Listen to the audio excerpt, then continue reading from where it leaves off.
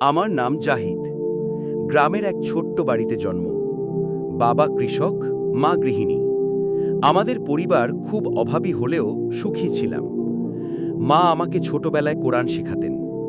5 ওয়াক্ত নামাজ পড়তাম, মসজিদে যেতাম। তখনও বুঝিনি জীবন একদিন কতটা কঠিন হবে। মা প্রায়ই বলতেন, বাবা, মানুষ যদি আল্লাহকে ভুলে যায়, জীবন তাকে ভেঙে দেয়।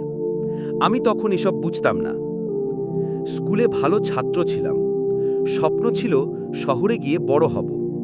কিন্তু সেই স্বপ্নই একদিন আমাকে ভুল পথে নিয়ে গেল। শহরে আসার পর আমার ভিতর অন্যরকম এক পরিবর্তন শুরু হলো। যেখানে গ্রামের সকাল হতো আজান আর পাখির ডাকে, শহরে সেটা হয় হর্ন আর কোলাহলে। কলেজে ভর্তি হলাম।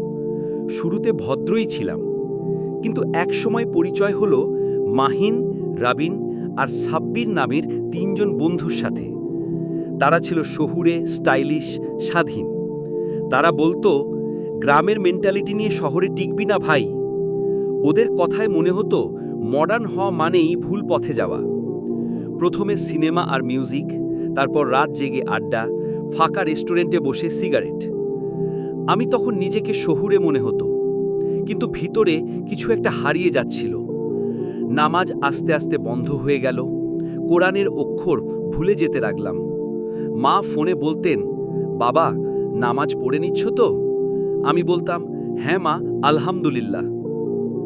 মিথ্যা বলতে কষ্ট হতো না তখন, কারণ পাপ যখন জীবনের অভ্যাস হয়ে যায়, তখন অন্তর শক্ত হয়ে যায়।